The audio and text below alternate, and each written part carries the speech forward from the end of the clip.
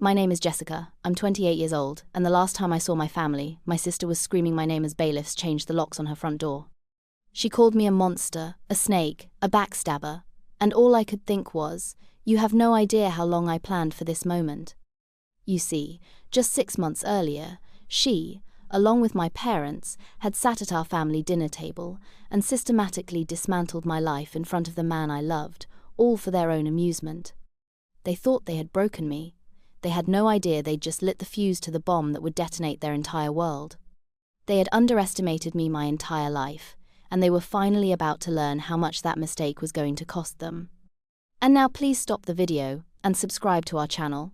To be able to keep making videos like this, we need to reach 1,000 subscribers as soon as possible. Thank you. To understand how we got to that point, you have to understand my family. We were, on the surface, the picture of success. My parents had started a boutique interior design firm, Harris Co. Designs. About 30 years ago, it was their pride and joy. But as they got older, they stepped back, leaving the day-to-day operations to their 2 daughters, me, and my older sister, Amanda. To the outside world, and certainly in my parents' eyes, Amanda was the star. She was the face of the company. She had the charisma, the bold personality, the social grace to charm clients and win contracts. She was the golden child, draped in designer clothes funded by the company account, her laughter echoing at every industry event. I, on the other hand, was the shadow. I was the one who actually did the work. I was the one with the design degree, the one who understood architectural software, material sourcing, and project management. While Amanda was having lunch with a potential client, I was the one back at the office, drawing up the blueprints, coordinating with contractors, and solving the logistical nightmares that she couldn't even begin to comprehend. I was the engine, and she was the shiny hood ornament, and for years I accepted this. I loved my family, and I loved the work. I told myself that it didn't matter who got the credit, as long as the company we were all building together was successful. I was conflict-averse, and the idea of challenging the established family hierarchy was terrifying. So I kept my head down, cashed my modest paycheck, which was a fraction of Amanda's, and told myself I was being a good daughter and a supportive sister. The enablers, my parents, perpetuated this. They would praise Amanda for landing a huge new account, an account that I had spent 100 hours preparing the pitch for, and they would turn to me and say, "Isn't it wonderful what your sister is accomplishing?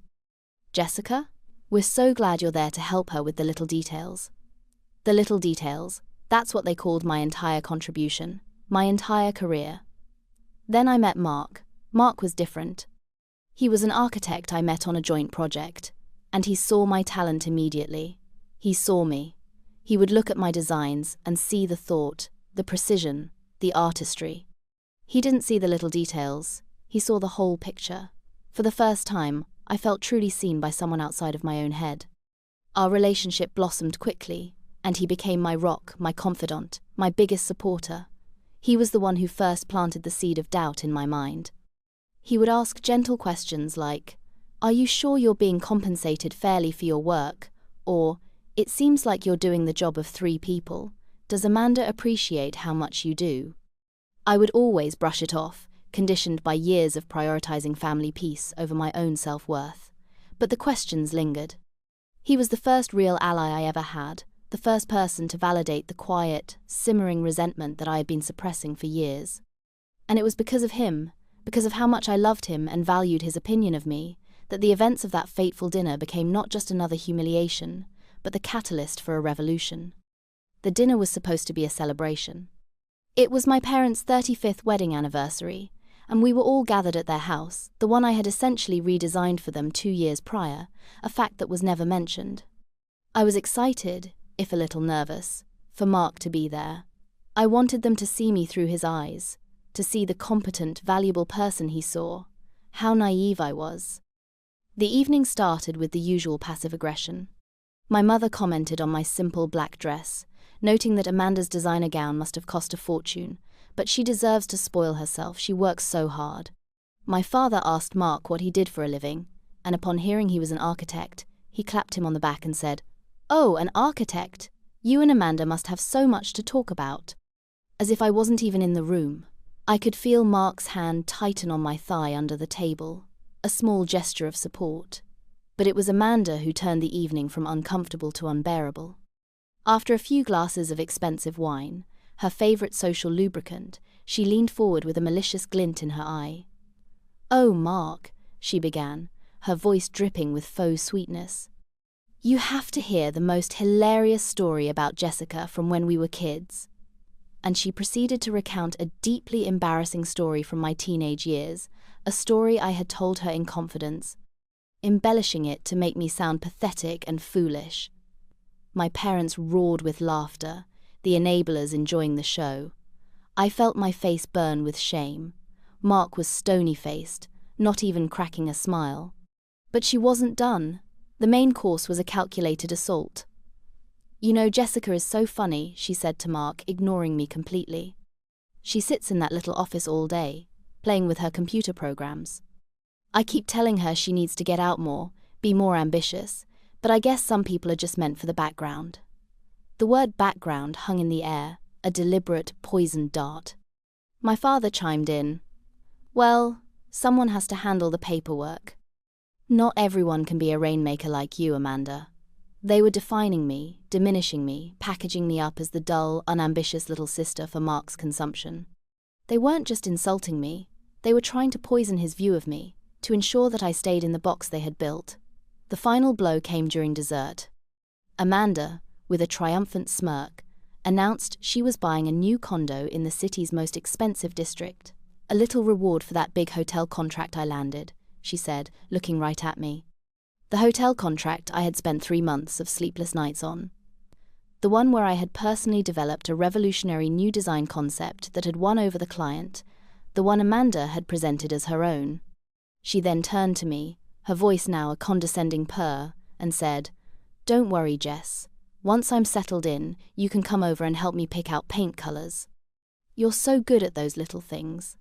And in that moment, watching them all laugh, watching the man I loved look at my family with dawning horror, something inside me didn't just break, it calcified. It turned from hurt into something cold, hard, and terrifyingly clear. The war had been declared, and I was the only one who had heard the gunshot. The drive back to my apartment was silent. A thick, heavy silence that felt louder than shouting. I stared out the passenger window, the city lights blurring through the tears I refused to let fall. I could feel Mark's worried glances, but I couldn't bring myself to speak. The humiliation was a physical thing, a lead weight in my stomach. When we got inside, I finally let out a single, ragged sob. Mark didn't rush to comfort me with platitudes. He didn't say, "They didn't mean it," or "Just ignore them." Instead, he wrapped his arms around me, held me tight, and when my sobs subsided, he looked me straight in the eyes, his own face filled with a cold anger I had never seen before. "That was the most deliberately cruel thing I have ever witnessed," he said, his voice low and steady. "They didn't just insult you, Jessica. They tried to assassinate your character. They tried to make you small so they could feel big." Hearing him say it, hearing my chaotic, swirling feelings of pain and anger articulated so clearly, was like a key turning in a lock. It was validation. It was permission. "I see how brilliant you are," he continued, his hands holding my face. "I see your talent, your dedication, your strength. They are so blinded by their own arrogance that they can't see the diamond they have in their own family. But their blindness doesn't make you any less valuable."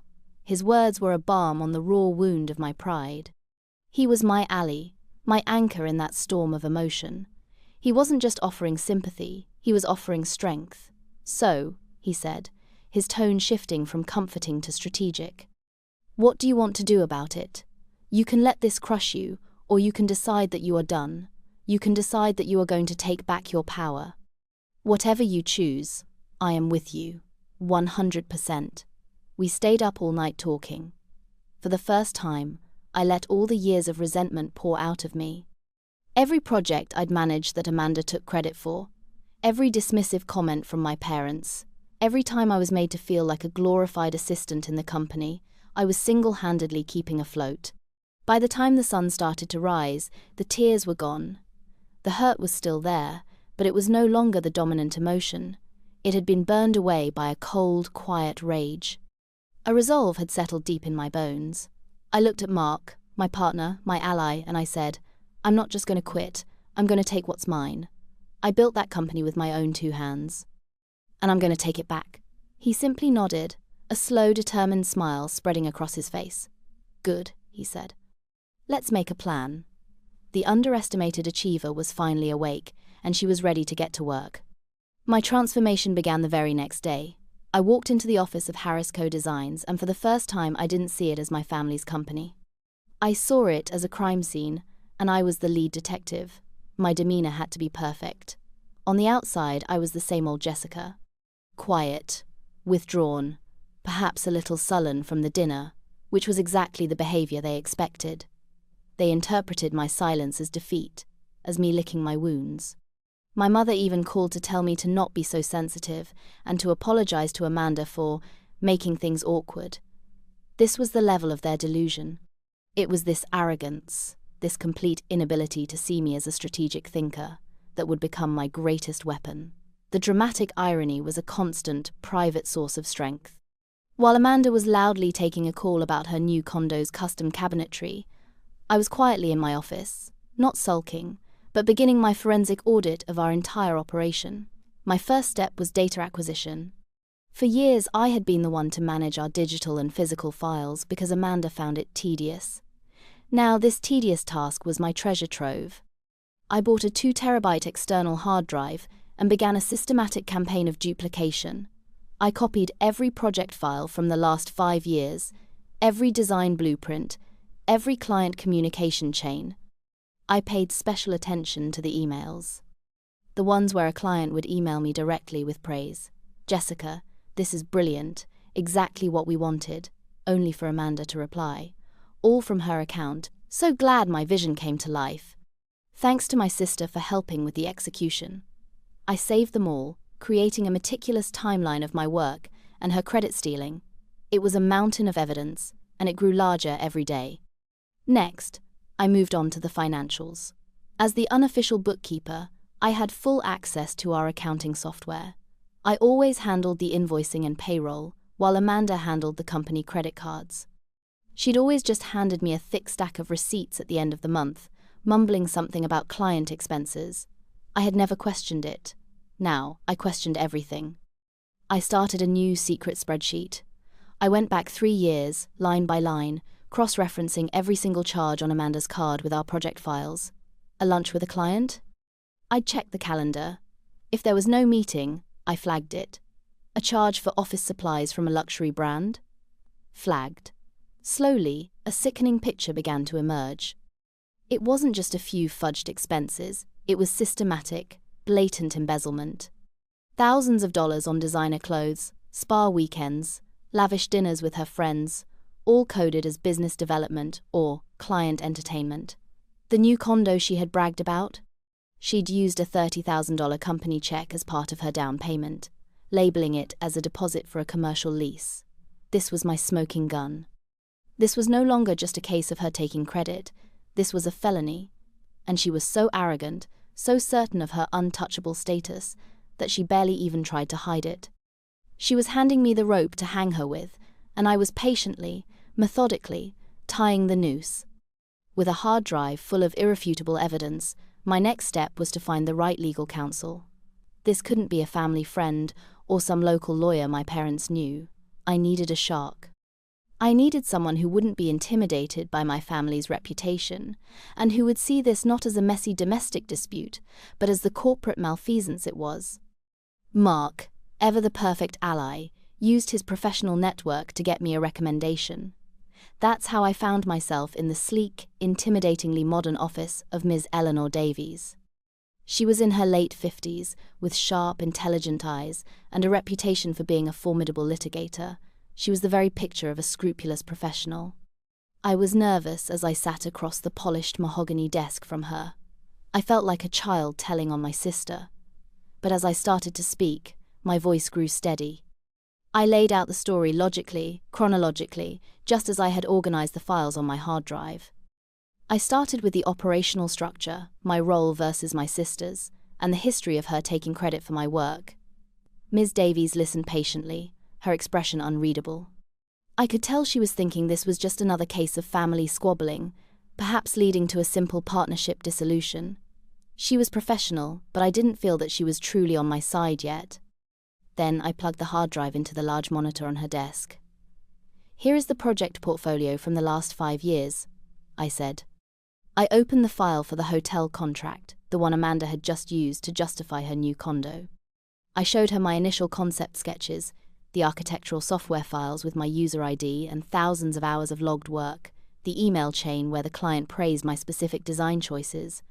Then I showed her the press release, written by Amanda, announcing that she had secured the contract through her innovative vision. Miss Davies leaned forward, her eyes narrowing slightly. The professional mask was still there, but a flicker of interest had ignited. "This is thorough," she murmured. "But attribution can be tricky to argue in family businesses." "I understand," I said, my voice now as cold and precise as the data I was presenting. "Which is why I also brought the financials." I opened the secret spreadsheet I had created, the color-coded, meticulously documented record of Amanda's embezzlement. I showed her the credit card statements, the doctored expense reports, the $30,000 check for the condo down payment disguised as a commercial lease. The silence in the room was absolute. Ms. Davies scrolled through the data, her expression shifting from professional interest to shock, and then to a grim, focused intensity. The protector had been awakened. She looked up from the screen, and for the first time, she looked at me, not as a potential client, but as a fellow strategist. "Miss Harris," she said, and the formality was gone, replaced by a tone of respect. "This isn't a family squabble. This is grand larceny. Your sister hasn't just been taking credit. She's been robbing you blind. And your parents, as co-owners, have been negligent on a scale that could make them legally culpable." She took off her glasses and rubbed her eyes, then looked at me with a fierce new light in them. "What do you want, Jessica?" she asked, the same question Mark had asked, but this time it wasn't about emotional support, it was about legal strategy. "I don't want to go to the police," I said. "Not yet, that's my leverage. I want the company. I want it all. I built it. It's mine." A slow, wolfish grin spread across Ms. Davies' face. "Oh, I think we can do much better than just that," she said. "Let's go over the original articles of incorporation, shall we? I have a feeling your sister and parents have forgotten what's in the fine print." The next 3 months were the most stressful and strangely exhilarating of my life. I was living a complete double life. By day, I was quiet Jessica, the dutiful daughter and sister. I went to the office, did my work, and absorbed the condescending comments and smug attitudes of my family. Amanda was in her glory, flitting in and out of the office, regaling everyone with tales of her condo renovations and the fabulous new life she was building. She'd often stop by my desk and say things like, "You seem so down lately, Jess. You should really try to be more positive. Look at all the wonderful things happening." The dramatic irony was so thick I could have choked on it. She was lecturing me on positivity while I was meticulously planning her downfall.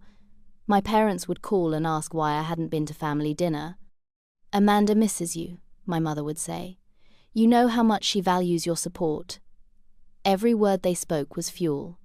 Every condescending remark, every oblivious statement, I mentally filed away next to the spreadsheets and legal documents that were piling up in Ms. Davies' office. The enablers and the arrogant exploiter were so secure in their narrative of my weakness that they couldn't see the storm gathering right in front of them. The humor in it was dark and deeply satisfying. It was pure schadenfreude in its most potent, forward-looking form. I would sit in meetings where Amanda would present my designs as her own, and I would have to bite the inside of my cheek to keep from smiling. She was digging her own grave with every word, and I was the one who had handed her the shovel. I knew something she didn't know, and that secret knowledge was a suit of armor. At night, I was a different person. I was a general planning, a campaign. I'd have late-night calls with Miss Davies, going over legal precedents and strategy. We discovered a clause in the original incorporation documents, a morality clause my father had insisted on 20 years ago, which stated that any partner found to have committed an act of gross financial misconduct or moral turpitude could be forced into a buyout of their shares by the other partners for a nominal fee. It was the perfect weapon, hidden in plain sight. Mark was my sanctuary. I would come home, my head spinning with legal jargon and suppressed rage, and he would just be there. He'd listen to every detail, providing not just emotional support but a sharp, analytical perspective. He helped me role-play the inevitable confrontation, preparing me for the emotional onslaught I knew would come. "They're going to call you cruel," he'd say. "They're going to call you ungrateful. They're going to try to make you feel guilty. You need to be ready for that. Remember why you're doing this." He was my ally in every sense of the word, shoring up my defenses and keeping my resolve strong. I was a spy in my own life, an actor on a stage of my family's making, but the final act was one I was writing myself. The tension was building, a rhythmic crescendo that only I and my small circle of allies could hear. The final piece of the plan required a bit of theatre. Miss Davies and I had decided that to make our case airtight, we needed one last, undeniable piece of evidence of Amanda's recklessness, something that happened after I had already compiled my initial evidence of her past crimes. It would show a pattern of behavior that was ongoing and unrepentant. We needed to set a trap, and I knew exactly what bait to use: Amanda's ego. The company had just received a large payment, over $100,000, from the hotel project. It was sitting in our main operating account. I knew that Amanda viewed this account as her personal piggy bank.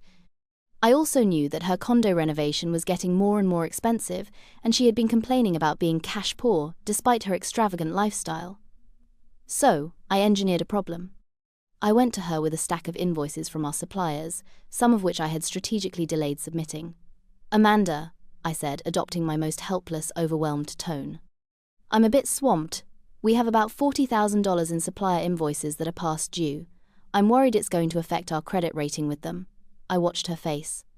A flicker of annoyance, followed by a wave of dismissiveness. "Oh, for heaven's sake, Jessica, can't you handle it? Just pay them." "I can," I said, looking down at my shoes as if I were ashamed. "But the payment from the hotel project just cleared. If we pay all of these now, it's going to take a big chunk out of the account right away. I know you were thinking about other things." I let the sentence hang in the air. I had dangled the carrot. I was giving her the excuse she needed. A good manager, a responsible partner, would have said, "Pay the suppliers first. Our business obligations come before anything else." But Amanda was not a good manager.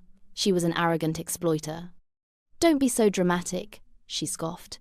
"The suppliers can wait a few more weeks. They're always so desperate for our business anyway. I need to transfer some funds for the condo. I'll handle the transfer myself so you don't have to worry your little head about it." It was more perfect than I could have imagined. Later that day, I checked the online banking records. Just as I predicted, she hadn't transferred a small amount.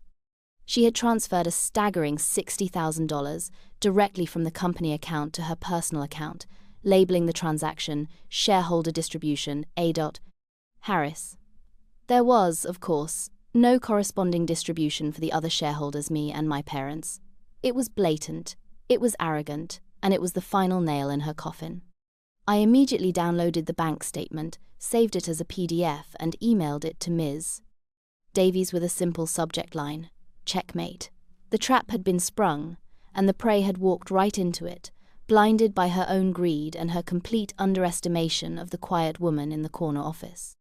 The week before, the confrontation was surreal. A profound and unsettling calm descended upon me. The frantic energy of gathering evidence and planning strategy was replaced by the quiet, heavy weight of inevitability. Everything was in place. The documents were notarized, the arguments were rehearsed, the meeting was set. All I had to do was wait. It felt like the moment of stillness at the peak of a roller coaster, right before the terrifying, exhilarating plunge. My family, of course, noticed nothing. They were blissfully unaware, wrapped up in their own dramas. Amanda was ecstatic, busy ordering Italian marble for her new bathroom, paid for by the funds she had just stolen. My parents were planning a vacation, talking about how wonderful it was that the business was so successful it could run itself, a statement so profoundly ironic it was almost painful. They were living in a reality I had meticulously built for them, and I was about to tear it all down. One evening, Mark came over to my apartment and found me just sitting on my sofa, staring into space. He didn't say anything, just sat beside me and took my hand. "It's okay to be scared," he said softly. "You're about to do something huge." I finally looked at him, and the dam of my composure cracked a little. "What if I'm the monster, Mark?" I whispered. "What if they're right, and I'm just a cruel, vindictive person for doing this? It's my family." He squeezed my hand, his grip firm and grounding. "Did they worry about being monsters when they humiliated you in front of me? Did Amanda worry about being a monster when she stole your work and your money for years? Did your parents worry about being monsters when they watched it all happen and did nothing? This isn't about cruelty, Jessica. This is about justice. You are not destroying your family.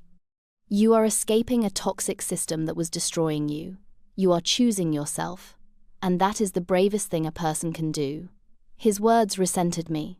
He was right. This wasn't revenge. It was a rescue mission, and I was rescuing myself. I spent the last few days in a state of deliberate emotional detachment. I focused on the facts, the numbers, the timelines. I reread the emails.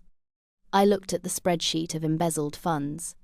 Each time a pang of guilt or doubt crept in, I would look at the evidence, and my resolve would harden like steel.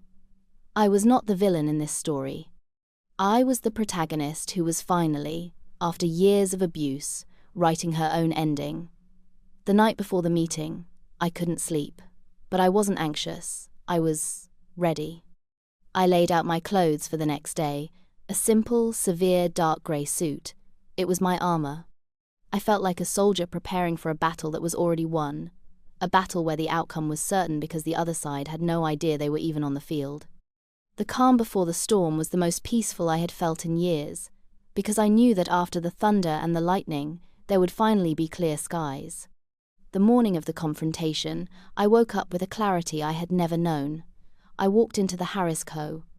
Design's office building, a place that had been the source of so much of my frustration and pain, and felt nothing but a cold, clean sense of purpose. I had booked the main conference room for 10 o'clock, under the guise of a quarterly performance review. My parents and Amanda arrived together, about 10 minutes late, bustling in with an air of put-upon importance. My mother was already complaining about the traffic. My father was on his phone. Amanda strolled in, holding a ridiculously expensive coffee, and looked at me with a patronizing smile. "All right, Jessica, what's all this about?" she said, taking a sip of her latte. "I've got a meeting with my contractor at 11, so let's make this quick. More drama?" "Something like that," I said, my voice even. I walked over to the heavy oak door of the conference room and I turned the lock. The soft click echoed in the suddenly quiet room. 3 sets of eyes swiveled to look at me. The annoyance on their faces was slowly being replaced by confusion. "What are you doing?" my father asked, lowering his phone. "Ensuring we have no interruptions," I replied, walking to the head of the large mahogany table. My usual seat was on the side, a few chairs down, the place for the note-taker, the assistant. Today, I took the seat at the head, the seat my father used to occupy. I gestured for them to sit. They exchanged hesitant looks, but complied, their movements suddenly less certain. I looked at each of them in turn, making eye contact. My father, the passive enabler. My mother, the active cheerleader for my sister. And Amanda, the arrogant exploiter, who was still trying to project an aura of bored superiority, though a tiny frown line had appeared between her perfectly waxed eyebrows. "I called this meeting," I began, my voice betraying no emotion, "to discuss the events of your anniversary dinner 6 months ago." Amanda actually rolled her eyes. "Oh my God, are we still on that? Jessica, you need to let things go. It was just a bit of fun." "Was it fun for you, Amanda?" I asked, my tone dangerously soft. "Was it fun to try and humiliate me in front of Mark? To paint me as a pathetic, unambitious fool? To tell stories you knew were meant to hurt me?" "You are so sensitive," my mother chimed in, her voice taking on the familiar defensive tone. "Your sister was just teasing. It's what families do." "No," I said, my voice hardening, cutting her off. "What you did was a calculated attempt to reinforce a narrative you've been pushing my entire life. That Amanda is the star and I am her assistant. That she is the talent and I am the help. That she is the rainmaker and I handle the little details." The air in the room grew thick with tension. The script they were used to was not being followed. I wasn't crying. I wasn't pleading. I was prosecuting. The initial confusion on their faces began to curdle into defensive anger. They were not accustomed to being challenged, especially not by me. "I don't know what's gotten into you, Jessica," my father said, his voice rising. "But this attitude is completely unacceptable. You owe your sister an apology for this ambush." "An apology?" I asked, letting out a short, sharp laugh that held no humor. It startled them. I had never laughed like that before. "Let's talk about what I'm owed." I reached down beside my chair and pulled up a heavy binder, the one Miss Davies and I had prepared. I placed it on the table with a solid, definitive thud. The sound seemed to suck the remaining air out of the room. "This binder," I said, tapping the cover, "is my performance review. The one you've never bothered to conduct." I opened it to the first section, which was tabbed with a simple label, Project Portfolio, the hotel contract. I turned the binder around for them to see. Inside were my initial sketches, my notes, the client emails addressed to me, the technical specifications I had authored. "Amanda," I said, my eyes locking onto hers. "You told Mark you landed this contract. You told Mum and Dad it was your win. You told me to help you pick out paint colors as a reward for my work. Can you explain these documents to me? Can you explain why every key creative and technical document has my name on it, my digital signature, my timestamps?" Amanda's face, which had been a mask of indignation, started to show cracks. She stammered, "Well, of course you helped. You're my sister. We're a team." "Are we a team?" I pressed, flipping the page. "What about the Kensington Residence project? The one that won us the City Design Award last year? The award that is currently sitting on your mantelpiece?" I showed them the presentation I had built, the one Amanda had delivered as her own. I showed them the email from the client saying, "Jessica, your vision for the space is simply breathtaking." Then I showed them the email from Amanda to our parents saying, "We won." So thrilled my hard work paid off. My parents were now silent, their faces a mixture of shock and disbelief. They were the enablers, the passive witnesses, and for the first time, the evidence of their complicity was being laid out before them in black and white. They had chosen to believe a lie because it was easier, and the truth was now making them profoundly uncomfortable. "For 10 years, I said, my voice a low, steady thrum of suppressed fury, "I have been the engine of this company. I have designed, managed, and executed nearly every major project we have undertaken.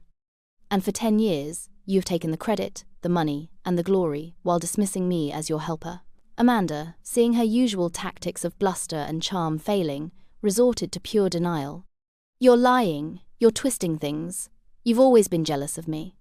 "Jealous?" I repeated the word slowly, letting it hang in the air.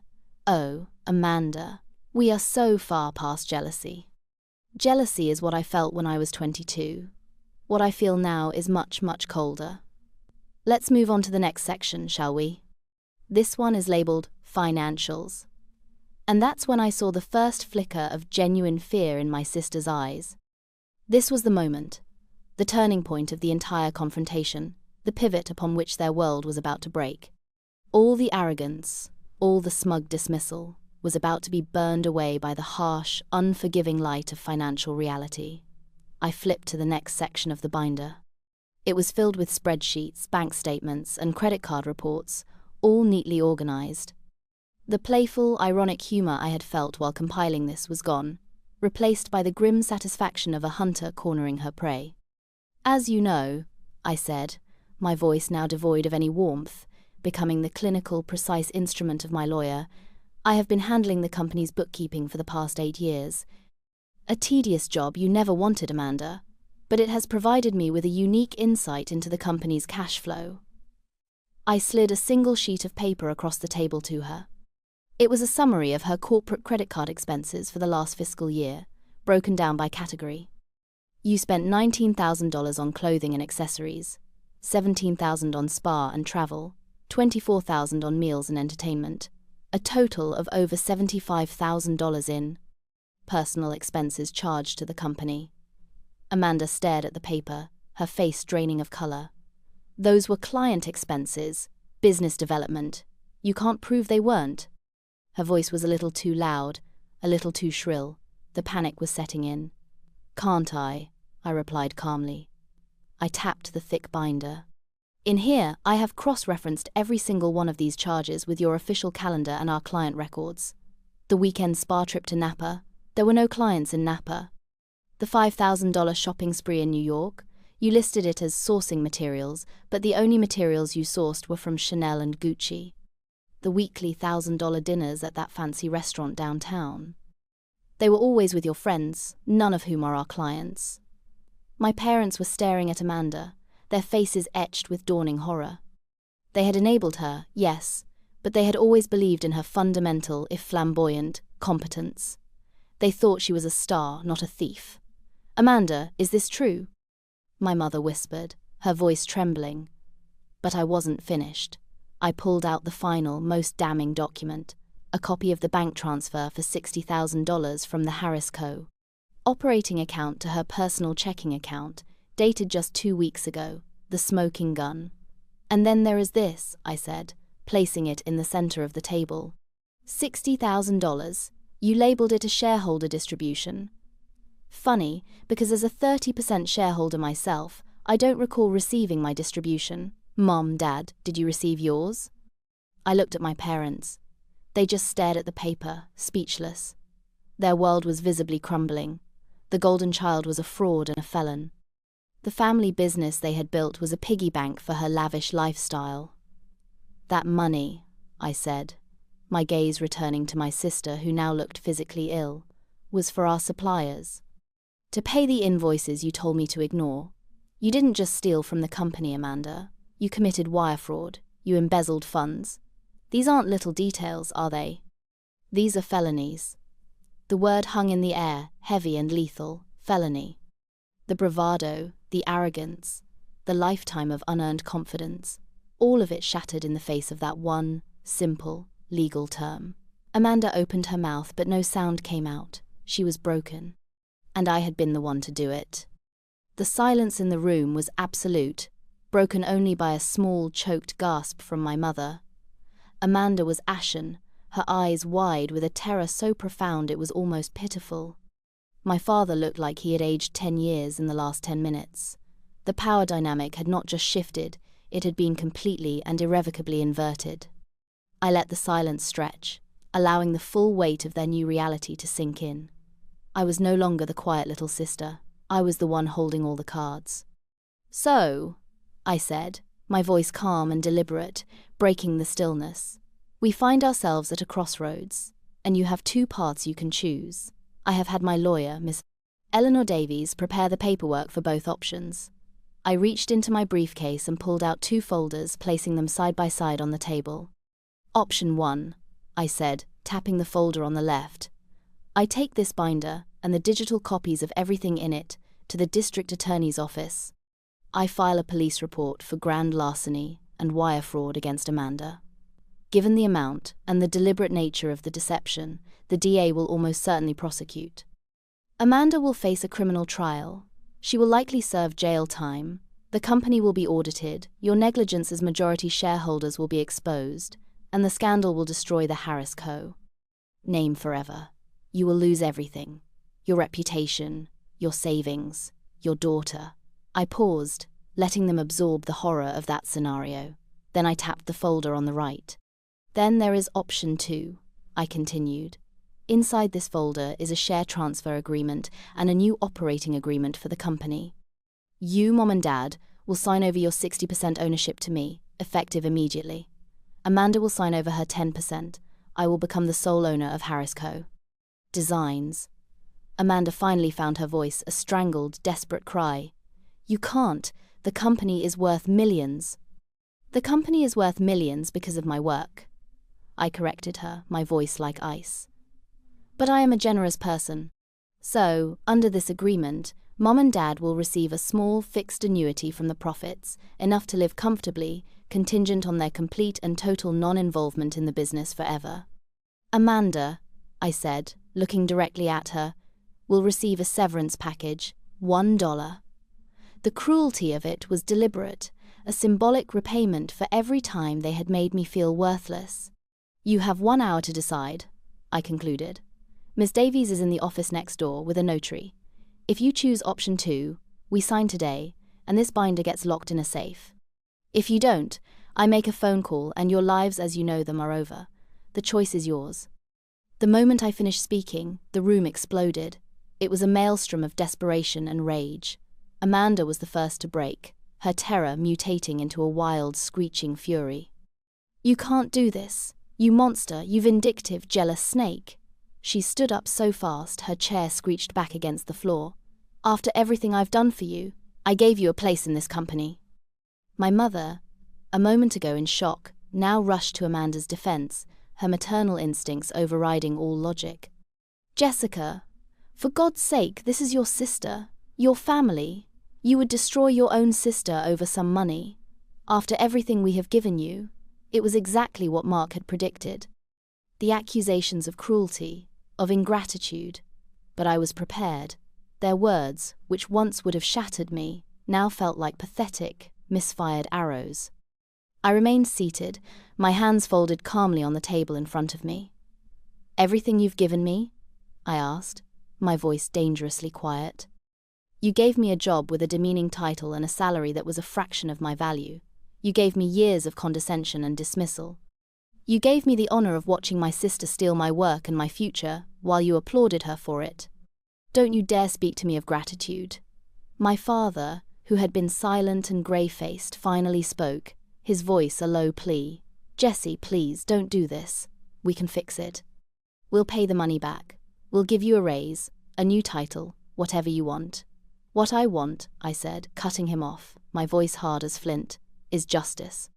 What I want is what I have earned. The time for negotiation was years ago. The time for you to see my value was every single day that I came into this office and saved this company from your incompetence and your daughter's greed. That time is over. This is not a negotiation. It is a surrender." Amanda, seeing that her rage was having no effect, switched tactics to desperate pleading. Tears streamed down her face, ruining her expensive makeup. "Please, Jessie, don't. You'll ruin my life. I'll have nothing. Please, I'm your sister." The sight of her, the arrogant queen reduced to a begging, snivelling mess, sparked not a shred of pity in me. I only felt a cold, clean sense of finality. "You should have thought of that when you were booking spa days on the company card," I said flatly. "You should have thought of that when you stood at that dinner and tried to tear me down in front of the man I love. You made your choices, Amanda. Now you get to live with the consequences." I glanced at the clock on the wall. "You have 45 minutes left." The fight went out of them then, replaced by the grim reality of their position. There was more crying, more bitter, whispered accusations, but the energy had gone. They knew they had lost. They turned on each other for a moment, my parents blaming Amanda's recklessness, Amanda blaming their obliviousness. It was a pathetic, ugly spectacle, the death rattle of a toxic family dynamic. Finally, my father, with a defeated sigh that seemed to drain the very soul from his body, looked at me and nodded. "Get the lawyer." The hour that followed was a blur of legal formalities that felt both monumental and mundane. Ms. Davies entered the room, her presence radiating a calm, authoritative power that silenced the remaining whimpers from my mother.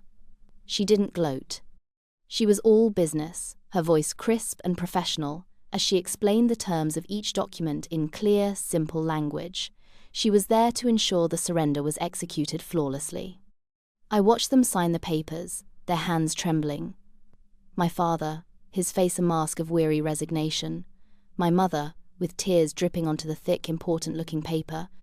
And Amanda, her signature, a spidery, barely legible scrawl. Her face a hollow shell of the vibrant, confident woman she had been just hours before. The notary stamped each signature with a heavy, final thud. It was done. I was now the 100% owner of the newly restructured J. Harris Design Group. When the last paper was signed, my former family, stood up to leave. They didn't look at me. The silence was thick with hatred and defeat. As Amanda walked past me, she leaned in and whispered, her voice a venomous hiss. "I hope you're happy. I hope you rot in this office all by yourself." I didn't flinch. I just looked at her, my expression unreadable, and said nothing. Her words had no power over me anymore.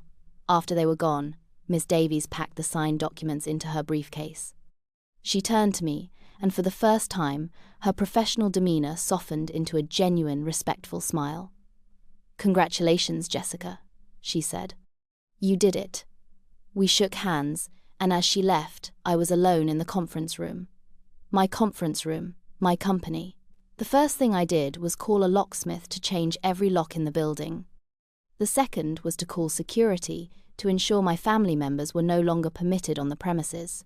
The third was to walk into Amanda's absurdly large and opulent office. I looked at the award on her mantelpiece, the one I had earned.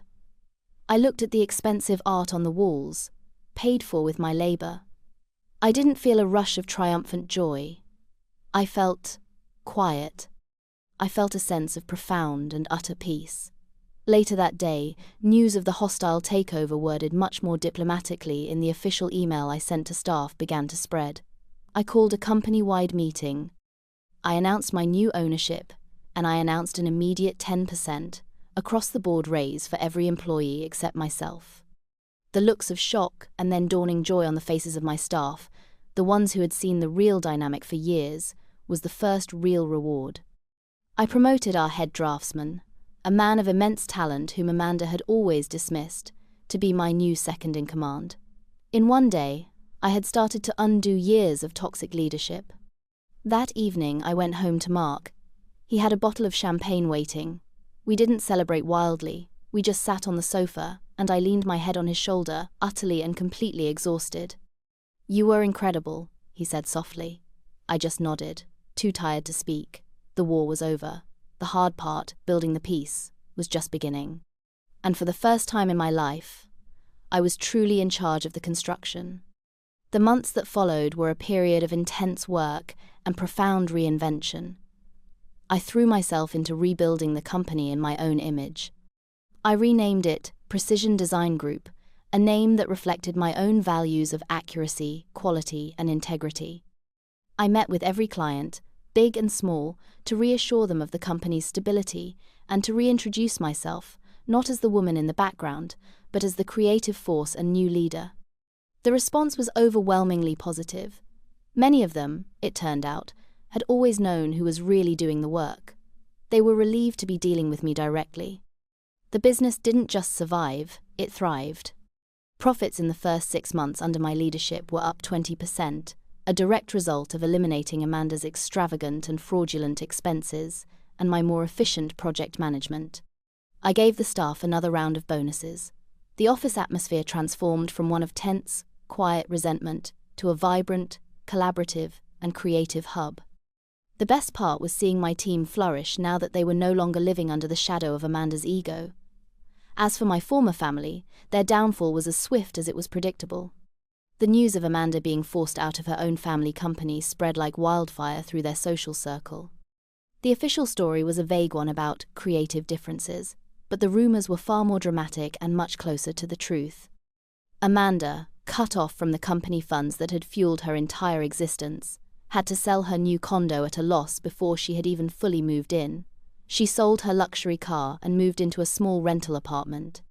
The last I heard, through a former acquaintance, was that she was working as a hostess in a restaurant, the same one she used to spend thousands at on the company dime. The schadenfreude was potent. My parents were socially isolated. Their friends, the ones who had once admired their success, now looked at them with a mixture of pity and suspicion. They had enabled a monster and been outmaneuvered by the victim they had ignored. They tried to reach out to me a few times. Pleading voicemails from my mother, long, rambling emails from my father about forgiveness and the sanctity of family. I never responded. I had them blocked on my phone, my email, my life. I paid their annuity, as promised in the agreement. It was a business transaction, nothing more. They were ghosts from a past life. Mark and I grew even closer. He was my partner in every sense of the word, celebrating my victories, brainstorming new business ideas with me, and reminding me to take a breath and enjoy the new life I had built. We bought a house together, a beautiful modern home that we designed ourselves, a true partnership. My life was full, not with the loud drama of my family, but with the quiet, steady joy of meaningful work, a loving relationship, and a deep, unshakable sense of my own worth. I was finally at peace, a peace I had seized for myself. It wasn't given to me. I had fought for it, and it was all the more precious because of it. The underestimated achiever had finally achieved the one thing that had always been out of reach: freedom.